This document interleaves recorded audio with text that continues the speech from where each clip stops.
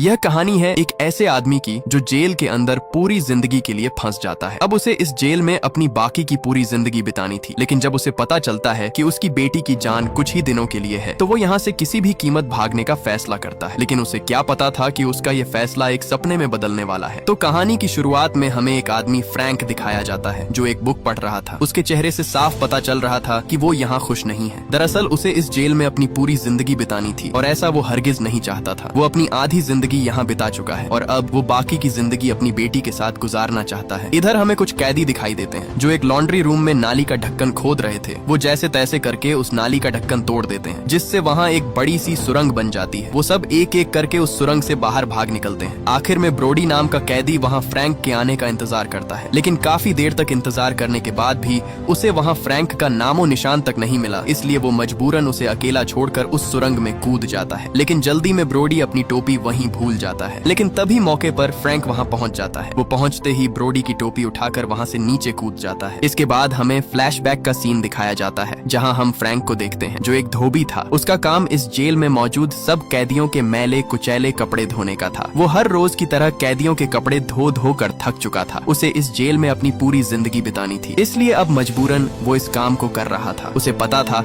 कि अगर उसने इस काम को छोड़ दिया तो वार्डन उसे उसकी मौत से पहले ही इस जेल में तड़पा तड़पा कर मारेगा। इसलिए वो चुपचाप अपने काम में ध्यान देता और किसी से भी बात नहीं करता। एक दिन जब वो काम करके अपने सेल में लौटा तब उसने देखा कि उसका साथी जो उसके सेल में उसके साथ रहता था वो अपना सारा सामान पैक करने में लगा था। उसकी अभी रिहाई का टाइम आ चुका था क्योंकि उसकी कैद पूरी हो चुकी थी और अब वो इस जेल से आजाद होने वाला था। ये देखकर फ्रैंक का दिल अंदर से दुखी हो गया क्योंकि उसके सामने उसका साथी अपने परिवार में जा रहा था। लेकिन उसकी बदकिस्मती उसे इस जेल में पूरी जिंदगी काटनी थी। जब तक वो मर नहीं जाता तब तक वो इसी जेल में रहेगा। इधर सब कैदी नए आने वाले कैदियों का इस्तकबाल करने के लिए तैयार खड़े थे। इसी बीच वो सब कैदी जेल के अंदर पहुंच जाते हैं। सब कैदियों को उनका सामान उनके हाथ में थमाकर जेल में लाया जाता है। सब कैदी उन्हें जेल में आता देखकर बहुत खुश होते हैं क्योंकि इस जेल में आने वाले हर नए कैदियों पर पुराने कैदियों के लीडर उन पर अपना नंबर लगाते थे, मतलब उन्हें चुनते थे और उन सब के बीच फाइटिंग करवाई जाती है। जो भी उस फाइटिंग में जीत गया उसे वो कैदियों के लीडर खरीद कर अपने ग्रुप में शामिल कर लेते थे। इसी बीच एक कैदी जिसका नाम रिजा था, उसका भाई टोनी आकर उसे खुशी से बताता है कि इस बार हमें अपने ग्रुप के लिए सबसे तगड़ा फाइटर चुनना होगा ताकि हम हर फाइटिंग जीत सकें। इधर सब कैदियों की चेकिंग करके उन्हें अलग अलग सेल में भेज दिया जाता है और एक कैदी जिसका नाम लेसी था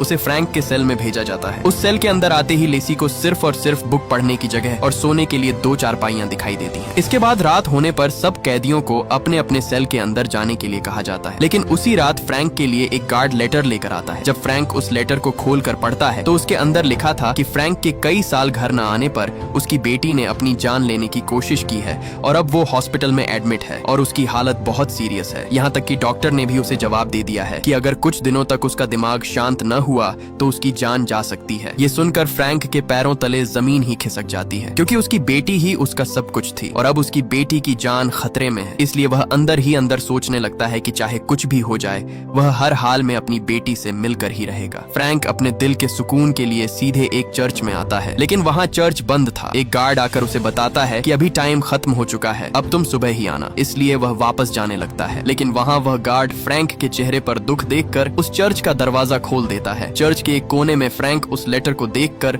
फूट फूट कर रोने लगता है क्योंकि जिसकी वजह से वह इस जेल में अपनी कैद काट रहा था उसी की जान अब दांव पर लगी हुई है। अगली सुबह जब फ्रैंक मशीन में कपड़े धो रहा था तब उसकी नजर उस मशीन के एयर वेंट पर पड़ी। वहीं उसे ऊपर एक पानी का पाइप भी दिखाई देता है जिससे पानी टपक रहा था। ये देखकर उसे समझ आ जाती है कि हो न हो ये पाइप इस जेल से बाहर जाता होगा और यहीं से शुरू होती है असली कहानी। उसी रात फ्रैंक अपने साथ वाले सेल के एक कैदी ब्रोडी को उस एयर वेंट के बारे में बताता है कि अगर तुम मेरा साथ दो तो हम मिलकर इस जेल से भाग सकते हैं। फ्रैंक उससे कहता है कि मैं सिर्फ और सिर्फ अपनी बेटी के लिए यहाँ से भागना चाहता हूँ क्योंकि मेरी जान उसी में है। मैं उसे खोना नहीं चाहता और मुझे यकीन है कि मेरे जाते ही वह ठीक हो जाएगी। लेकिन ब्रोडी उसे साफ साफ मना कर देता है कि मैं तुम्हारा साथ नहीं दूंगा। उसे पता था कि अगर वह यहाँ से भाग भी गए तो आगे आता हुआ नदी का पानी उन्हें डूबा कर मार देगा। दरअसल ब्रोडी को इस जेल का चप्पा चप्पा पता था, लेकिन ब्रोडी उसका साथ देने से मना कर देता है। इसलिए जब फ्रैंक उसे वह लेटर दिखाता है तब वह आगे से उसका साथ देने के लिए तैयार हो जाता है। ब्रोडी उससे कहता है कि तुम्हें यहाँ से भागने के लिए एक कैदी लेनी जो बॉक्सर है उसकी जरूरत होगी। वो इस जेल का सबसे खतरनाक कैदी है, वो अगर चाहे तो हमारी कुछ मदद कर सकता है। इसलिए उसी दिन फ्रैंक सीधे लेनी के पास आता है जो बहुत गुस्से में था। दरअसल उसकी कुछ ही दिन बाद रिहाई होने वाली थी, लेकिन एक कैदी को पीटने पर उसकी सजा और बढ़ा दी जाती है, जिसकी वजह से वह बहुत तपा हुआ था। फ्रैंक उसे यहाँ से भागने का अपना सारा प्लान बता देता है, जिसे सुनकर लेनी उसे हाँ बोल देता है, क्योंकि लेनी के पास भी यह मौका था वार्डन से बदला लेने का। और यहाँ अब ये 3 साथी हो चुके थे, इसलिए वो तीनों अपना अगला प्लान बनाने लगते हैं। वो तीनों बैठकर डोमिनो गेम खेल रहे थे,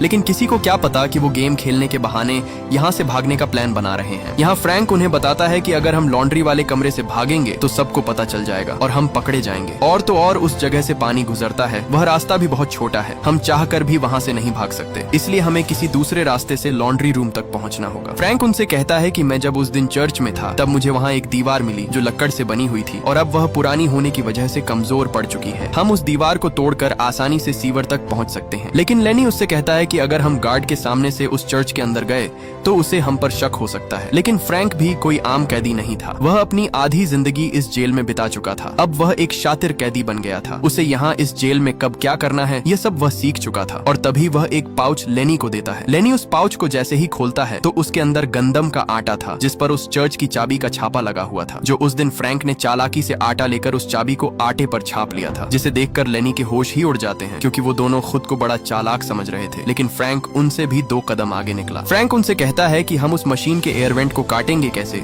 क्योंकि वो तो लोहे का बना हुआ है, उसको हम चाह कर भी हाथ से नहीं खोल सकते। तब आगे से लेनी कहता है कि समझो हमारा काम हो गया, क्योंकि मेरे पास कुछ लोहे के टुकड़े पड़े हुए हैं, लेकिन हमें इस जेल में कटर तो नहीं मिलेगा, इसीलिए हमारे पास सिर्फ एक ही चीज है जिससे उस एयर वेंट को काटा जा सकता है, और वो चीज हीरा है। हमें सिर्फ एक हीरे की जरूरत होगी ताकि हम उस हीरे को इस्तेमाल करके उस मशीन के एयर वेंट को काट सकें, क्योंकि हीरा बहुत मजबूत होता है। उसकी मदद से हम किसी तरह उस एयर वेंट को काट लेंगे। ये सुनकर फ्रैंक उससे कहता है कि इस जेल में हीरा तो मिलना नामुमकिन है, लेकिन आगे से लेनी उसे बताता है कि इसका भी मेरे पास हल है। इस जेल में मेरे लेवल का एक और फाइटर है जिसके दांत पर एक हीरा लगा हुआ है। दरअसल ये फाइटर लेनी की तरह दूसरे सेल का लीडर था, क्योंकि यहाँ का वार्डन सब नए आने वाले कैदियों पर नंबर लगवाकर उन्हें बड़े फाइटर से फाइट करवाता है। जो भी जीत जाता है वही उस सेल का लीडर बन जाता है। इसलिए लेनी उससे कहता है कि हमें हीरा लेने के लिए उस फाइटर से फाइट करनी होगी, और मैं मौके पर उसके दांत पर वार करके वो हीरा अपने पास छुपा लूंगा। उसी रात लेनी सब लाइटें बंद होने के इंतजार में था। जैसे ही पूरी जेल की लाइटें बंद होती हैं, लेनी जल्दी से अपने सेल का एक लोहा तोड़ता है और दूसरा लोहा एक फ्रेम से। लेनी ने उन दोनों लोहे को आपस में जोड़कर एक रॉड तैयार कर लिया, जिससे वह अब उस एयर वेंट को काटने वाला था। लेकिन अभी भी उसे उसी हीरे की जरूरत थी जिससे वह उस एयर वेंट को काट सके। दूसरी तरफ फ्रैंक सीधा उस फाइटर जिसका नाम टोटन था के सेल में जाकर उसे लेनी से फाइट के लिए चैलेंज कर देता है। अब तीनों साथी अपना प्लान बनाकर तैयार हो चुके थे। ब्रोडी उन्हें उन डोमिनो टाइल्स से एक मैप बनाकर वह रास्ता समझा देता है जिस रास्ते से वो भागने वाले थे। उनका रास्ता मशीन के एयर वेंट से निकलकर सीधे सीवर तक जाता था। उसके थोड़े ही आगे एक नदी आने वाली थी। नदी पार करने के बाद उनकी आखिरी मंजिल ट्रेन की पटरियां थीं, जो उन्हें इस जेल से आजाद करने वाली थीं। ब्रोडी उन्हें आखिरी बात बताता है कि सुबह 5 बजने से पहले अगर हमने उस ट्रेन की पटरियों को पार न किया तो हम सब जान से मारे जाएंगे, क्योंकि उन पटरियों पर 5 होने के तुरंत बाद पूरे 630 वाट का करंट छोड़ दिया जाता है, जहां से बचना नामुमकिन है। लेकिन उनके पास कोई और रास्ता भी नहीं था, इसलिए वो वहीं से भागने का फैसला करते हैं। वो तीनों अपना भागने का रास्ता समझकर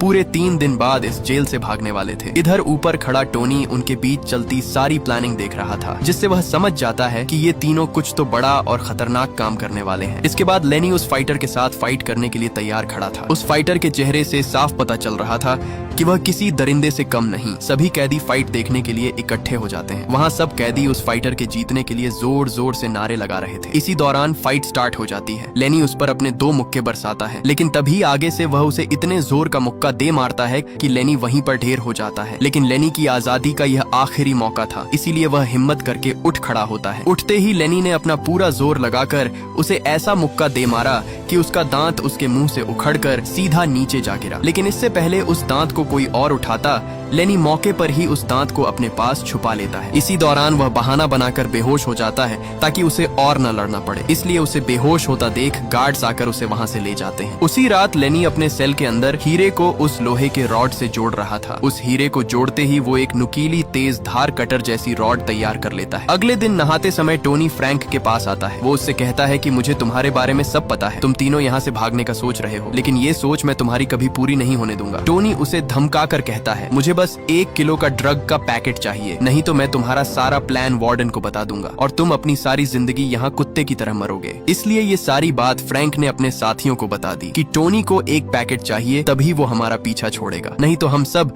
हमेशा के लिए यहाँ कैद हो जाएंगे। वो उसे मारकर अपने रास्ते से हटा भी नहीं सकते थे, क्योंकि टोनी इस जेल में सबसे खतरनाक कैदी रिजा का भाई था। उसके होते हुए उसे कोई भी हाथ नहीं लगा सकता। उन्हें पता था कि अगर उन्होंने उसे मार दिया तो रिजा उनके टुकड़े टुकड़े कर देगा। इसलिए ना चाहते हुए भी फ्रैंक उन दोनों से कहता है कि हमारे पास टाइम बहुत कम है, हमें इस जेल के अंदर एक कैदी विव बटिस्टा की मदद लेनी होगी। वही एक ऐसा कैदी है जो हमारी मदद कर सकता है। दरअसल विव बटिस्टा इस जेल में वार्डन के साथ मिलकर सबको ड्रग बेचा करता है, लेकिन इस ड्रग की कीमत बहुत ज्यादा होती है जो आम कैदी नहीं ले सकता है। इसलिए टोनी उन्हें इस्तेमाल करके उनसे ड्रग मांग रहा था। उसी दिन फ्रैंक सीधे बटिस्टा के पास आता है। फ्रैंक उससे कहता है कि अगर तुम इस जेल से भागना चाहते हो तो तुम्हें हमारी मदद करनी होगी। फ्रैंक उससे कहता है कि तुम्हें एक ड्रग का पैकेट टोनी को देना होगा। इसलिए ये सुनकर बटिस्टा मान जाता है, लेकिन बटिस्टा को पता था कि अगर उसने टोनी को ड्रग का पैकेट दे भी दिया तो फिर भी वो उनका भागने का प्लान वार्डन को बता देगा। इसलिए बटिस्टा उसे रास्ते से हटाने के लिए उसके पैकेट में जहर मिलाने का फैसला करता है। बटिस्टा उसी रात उस ड्रग में जहर मिलाकर एक पैकेट तैयार कर लेता है। बटिस्टा बुक देने के बहाने आकर वह पैकेट सीधे फ्रैंक के सेल में फेंक देता है। रात टोनी अपने दोस्त के साथ वह पैकेट लेने के लिए आ जाता है, जिसे देखकर फ्रैंक उस पर गुस्से में होता है